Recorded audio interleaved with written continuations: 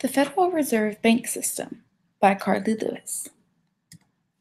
Here is the table of contents, which shows everything that we will cover in the next 5 minutes.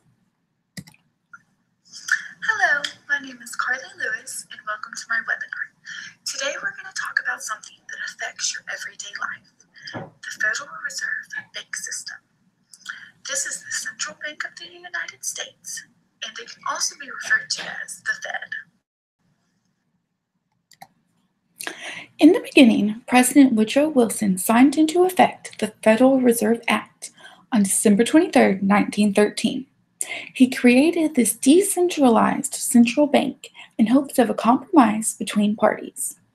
All 12 locations of the Federal Reserve Banks were open by November 16, 1914. What's the purpose? The purpose of the Federal Reserve is to provide the United States with a more stable, safe, and flexible financial system. What makes up the Fed? There are 3 key parts that make up the Federal Reserve System.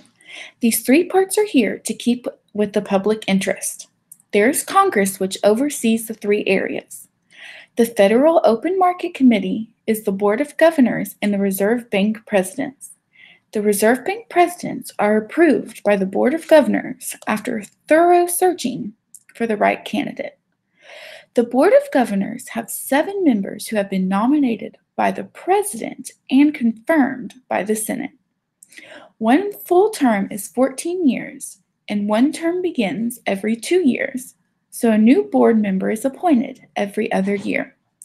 The third part of the Federal Reserve Banks are the 12 banks positioned throughout the United States, as seen on this slide. Responsibilities overview. There are 4 main responsibilities of the Fed. The first is to influence money and credit in the economy in hopes of producing high employment and stable pricing.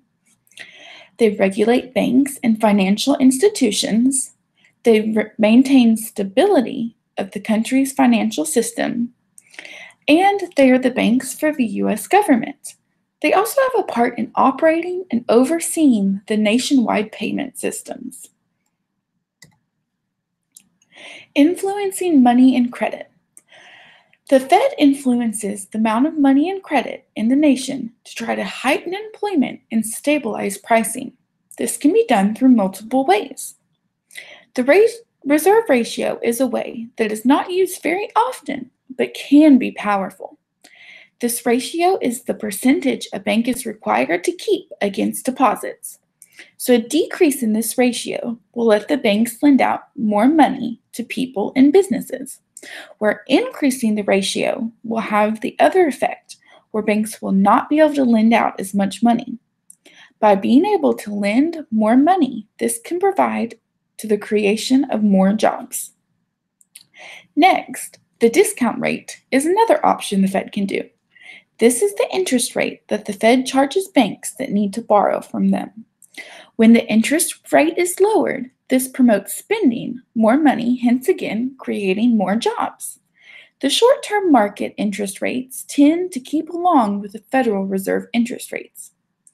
And the third way is open market operations.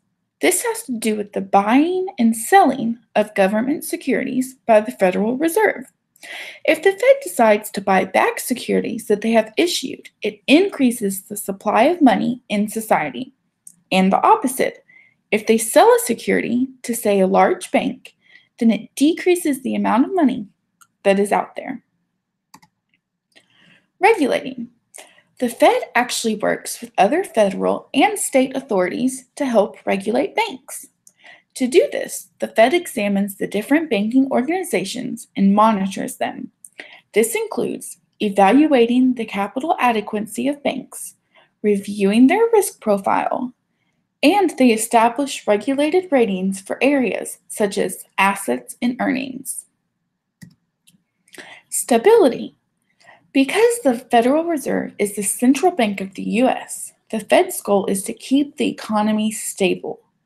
The Fed does this by influencing the money and credit lines of banks and by regulating the banks. Bank of the U.S. The Federal Reserve banks are simply the bank of the banks. This means that the Fed provides financial services to institutes such as banks, credit unions, savings, and loans. They act such like a bank would act for each individual person, such as collecting checks, transferring funds electronically, and distributing cash. And that's it. What did you learn? Perhaps you didn't realize the Fed consisted of 3 different parts. Or maybe you learned how the Federal Reserve Bank system increases and decreases the amount of money available. I encourage you to leave a comment down below, and thanks so much for coming. Thank you, and here are the works cited where all of my information came from.